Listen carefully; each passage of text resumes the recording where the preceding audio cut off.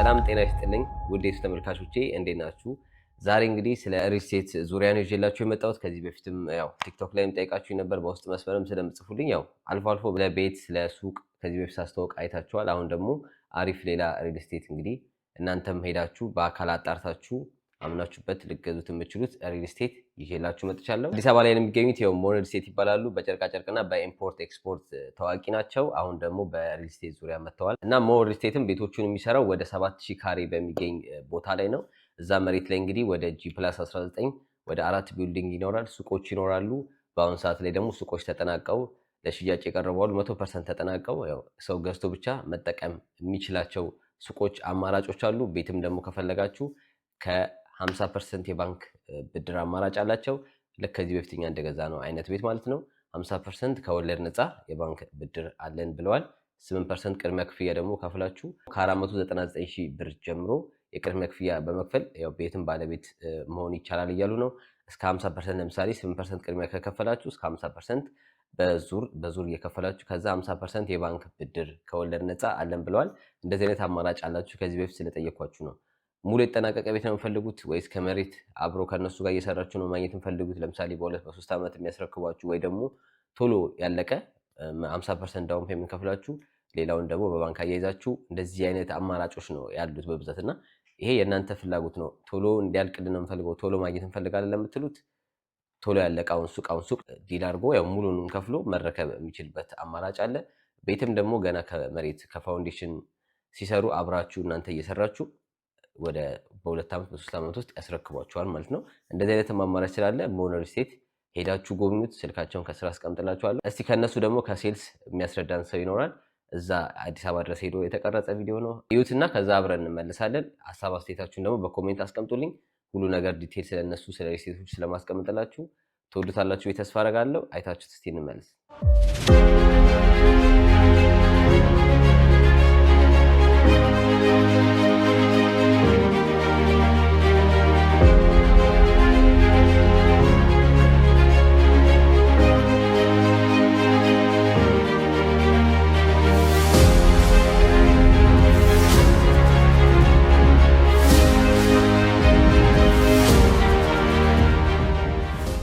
ሰላም እንዴት ነሽ?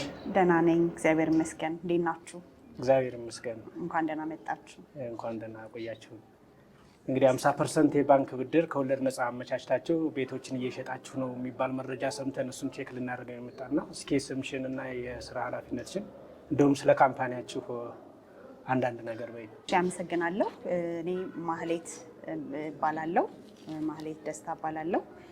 በሞን ሪል ስቴት የሽያጭ ሱፐርቫይዘር ነኝ። ያው ሞን ብዙ አማራጮችን ይዞ የመጣ ትልቅ ሪል ስቴት ነው። ከሞን ፕሮፋይል ስንነሳ ከዚህ ቀደምም ሳይሆን አሁን ላይ ሙሉ በሙሉ ያለንበት ስራ ነው። ሞን ሪል ስቴት ከዚህ ቀደም የተሰማራንባቸው ኢምፖርት ኤክስፖርት፣ ማኒፋክቸሪንግ እና ቴክስታይል ኢንዱስትሪዎች ላይ የተሰማራ ተቋም ነው። አሁን ደግሞ በሪል ስቴት ኢንዱስትሪ ኮምፓውንድ አፓርትመንቶችን ይዘን መተናል ማለት ነው። አየር ጤና ላይ ኮምፓውንድ አፓርትመንቶችን ነው እየገነባን ያለ ነው። እሺ እንደነገርሽን ከዚህ ቀደም ሌሎች ዘርፎችም ላይ ነበራችሁና እስቲ ወደ ሪል ስቴቱ ስትመጡ ምን አይነት ፕሮዳክቶችን ይዛችሁልን ነው የመጣችሁት? እንዲሁም ምን ያህል ጊዜ ሆናችሁ እዚህ ዘርፍ ላይ? እሺ ወደ ኢንዱስትሪው ከገባን አጭር ጊዜ ነው። አሁን ላይ የንግድ ሱቆችን ከማስረከባችንም ባሻገር ሙሉ በሙሉ የአፓርትመንት ቤቶችንም የንግድ ሱቆችንም እንዲሁ በፈጣን የግንባታ ሂደት ላይ ነው የምንገኘው። እንግዲህ ማህሌት ኮምፓውንድ አፓርትመንት እየገነባችሁ እንደሆነ ነው የነገርሽን እና አጠቃላይ ኮምፓውንዱ የሚያርፍበት እንዲሁም በውስጡ ምን አሚኒቲዎችን ይይዛል የሚለውንም ጠቅለል ያለ መረጃ ብትሰጪን። አጠቃላይ ኮምፓውንድ አፓርትመንቱ ያው ወደ 8000 ካሬ ያረፈ ኮምፓውንድ አፓርትመንት ነው እየገነባን ያለ ነው።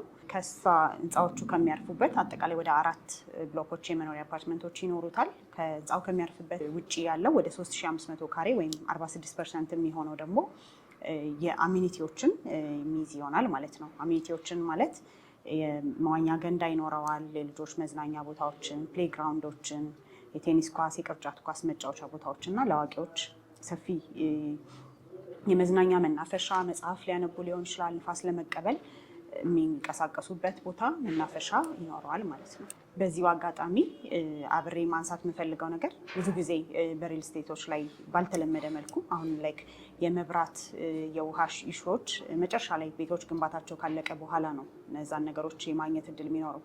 እኛ ጋር ስትመጡ ግን ኦልሬዲ ውሃ የከርሰ ምድር ውሃ አለን።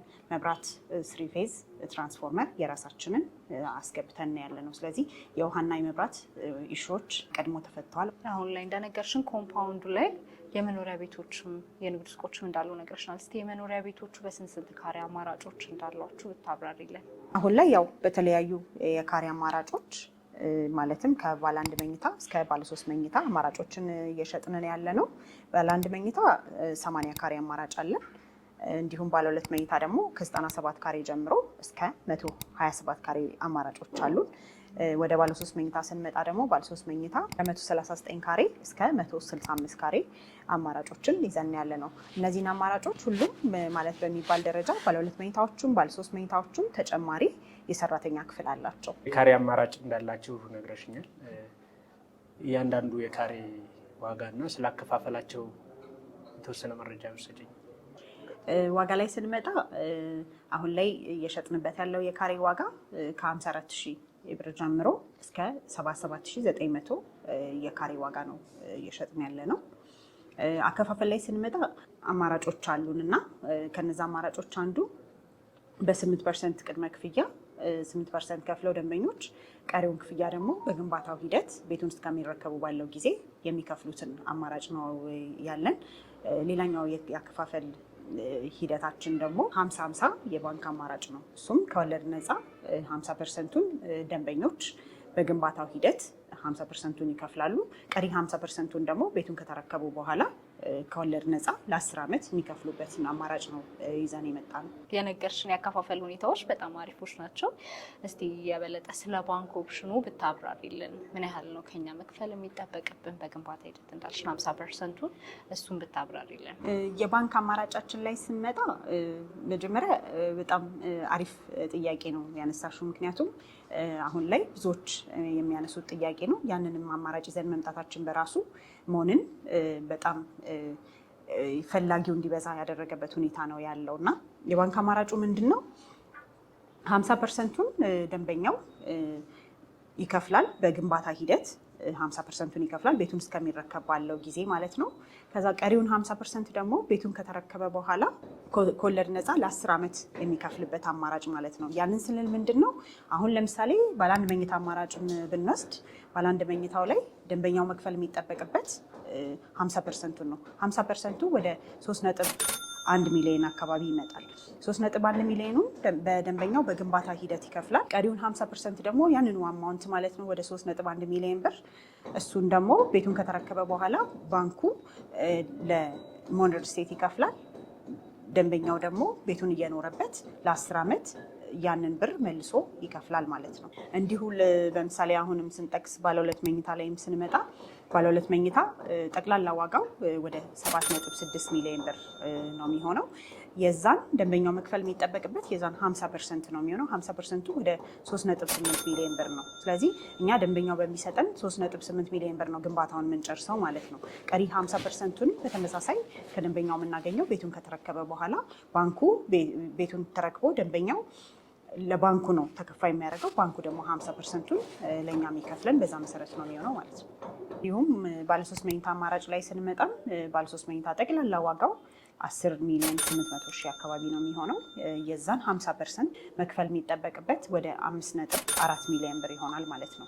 መጀመሪያ አካባቢ ስለ ሱቆች የተወሰነ ነገር ብለሽን ነበርና እስኪ እንደው አጠቃላይ መረጃ ስለ ሱቆች ያሉ የካሬ አማራጮች ፕራይሳቸውና የት አካባቢ ነው የሚገኘው፣ ለንግድስ ምቹ ነው ወይ ኤሪያው የሚለውንም ጠቅለል ያለ መረጃ ብትሰጪን። የምንገኘው መሀል አየር ጤና መስቀለኛ መንገዱ ላይ ነው። ያው ለገበያ ምቹ የሆኑ ከግራውንድ ፍሎር ጀምሮ የንግድ ሱቆችን ነው እየሸጥን ያለ ነው። ሙሉ በሙሉ የተጠናቀቁ የንግድ ሱቆችን ነው። ምክንያቱም ሴንተር ሎኬሽን ነው። ብዙ የመንገድ አማራጮች ያሉት አየር ጤና ላይ በየትኛውም አቅጣጫ መንቀሳቀስ የምንችልባቸው ምቹ የመንገድ አማራጮች አሉት። የንግድ ሱቆቹም በዛ መልክ ሰፊ የገበያ ተደራሽነት ያገኛሉ ብለን ተስፋ እናደርጋለን። እዚሁም ከግራውንድ ፍሎር ከ21 ካሬ አማራጭ ጀምሮ እስከ 82 ካሬ አማራጮችን ሙሉ በሙሉ የተጠናቀቁ የንግድ ሱቆች አሉን።